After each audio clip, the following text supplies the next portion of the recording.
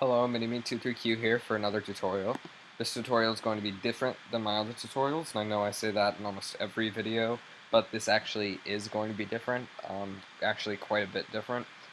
The only similarity it really has is that it's going to be using a computer and the internet. So anyway, what we're going to do today is learn how to hack into a website using basic SQL injection. I'm not positive, but I think this is error-based injection. Anyway, this is the easiest, in my opinion, of all injections, especially SQL injection, because it is an SQL injection. And you don't need any information or experience prior to this. This is definitely the easiest, and it's a good way to get started. So, before we get started on this tutorial, I would like to say that I have nothing to do with how you use this information, and this is for educational purposes only. So, use the information you're about to receive at your own risk. So first I'm going to show you how you can get a site that is vulnerable to SQL injection, and you could type in something like in URL. Well, before I actually start on that, there's something called dorks, and you can type in PHP dorks or something like that. And you can click on one of these links, like this link has it, this link has it, and those are dorks that you can type into Google, and they look something like, here's a basic one, in URL :.php $ID equals. And what that's going to do is that's going to go into the URL and look for all the things that have .php ID equals. And you can go and you can click on a bunch of these, and some of them may work, some of them may not. But you just keep on clicking, and there's actually also programs and stuff that you can use to get this faster, and I'll post a link to one of those in the description, because it is definitely a lot easier to do. And if you are going to attempt this, be sure, try, if you can, not to use a Mac, because I'm only using a Mac because my Windows computer at the moment is not available to me. And if you are going to use a Mac, use Firefox, and I actually recommend Firefox for all operating systems. It's definitely the best in things like this.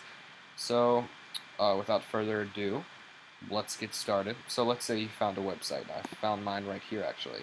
And the URL should look something like blah blah blah. I recommend .php for the beginning, but it doesn't matter.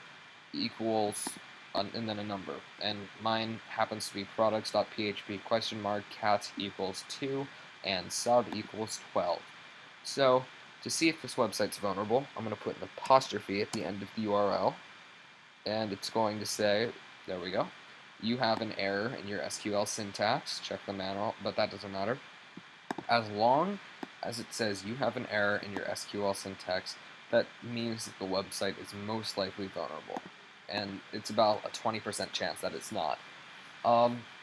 So, now to get started, we'll delete the apostrophe and type in order by and then a number. I'll start off with 2. And what this is doing is this is going to see how many columns the website has. And this is probably one of the most important things that you have to do.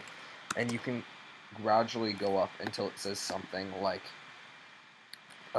oops, not 510, but I'll use this as an example. It'll say, when you go too far, unknown column 5, like the number you typed in order clause.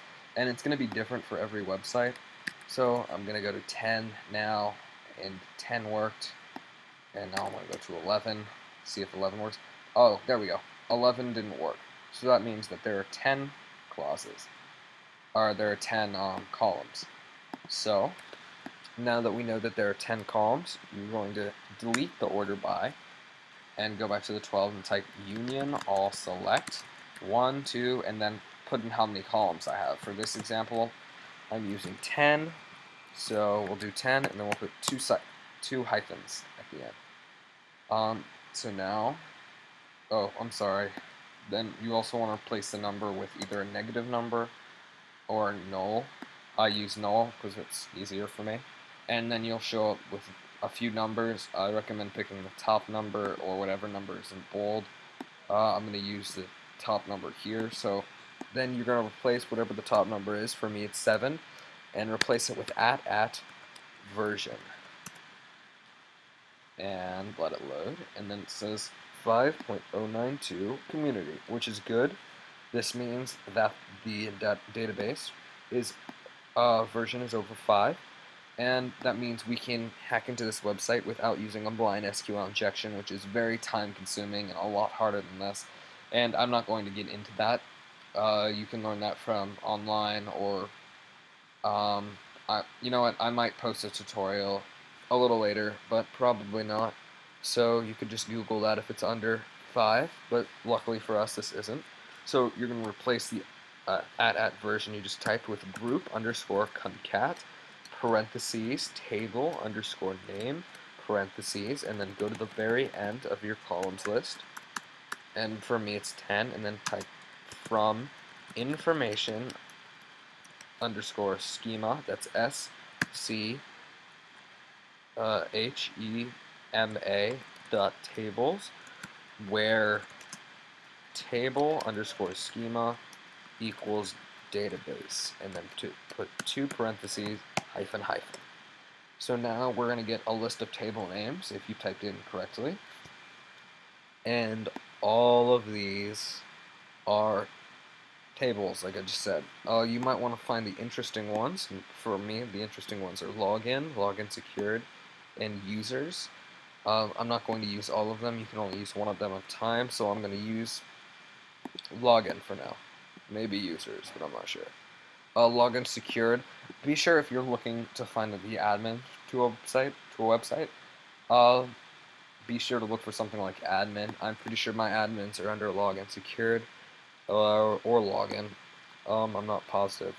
So once you found the columns that you want, the tables that you want, remember them, write them down, copy paste them, whatever. I'm going to use login and login secured. So replace the table underscore name in parentheses with column underscore name, and then replace where it says information underscore schema dot tables, replace that with information underscore dot columns. So it should read blah blah blah website, and then null union all select however many columns you have, but in the vulnerable column group underscore concat, in parentheses column underscore name, then it's going to go at the very end from information underscore schema dot tables, where table dot underscore schema equals database, parentheses 2 hyphens. And if I said tables, I meant columns.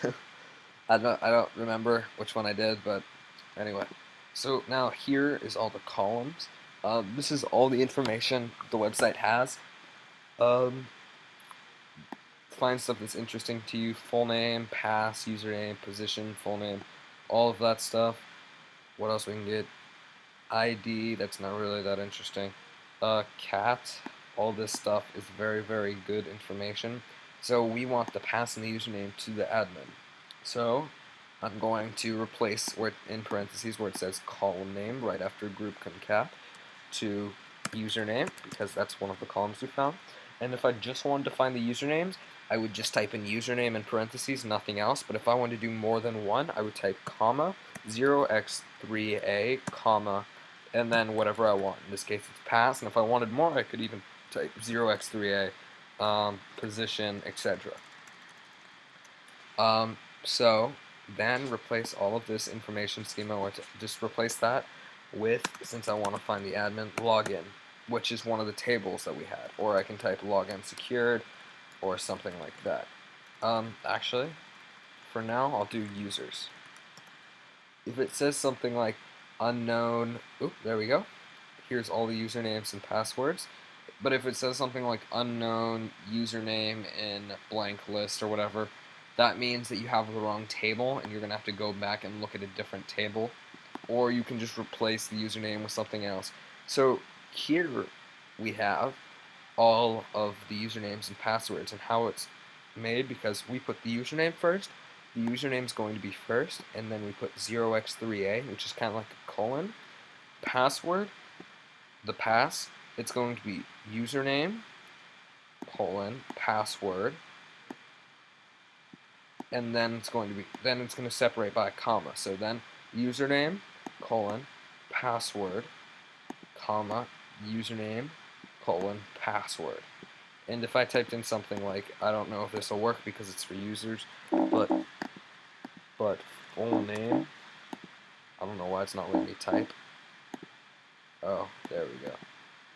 So if I type something like full name, because that was a column, it'll have username.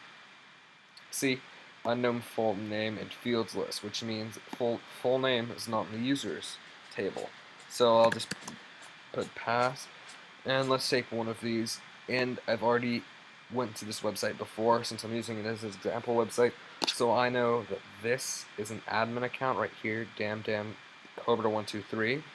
And if you want to get into the admin account, you have to go to find the admin page finder, and you can do that by just googling admin page finder and clicking on the first link right here, and then follow the instructions. And I've already done that with my own admin page finder, so it's going to be evtme.com/login.php.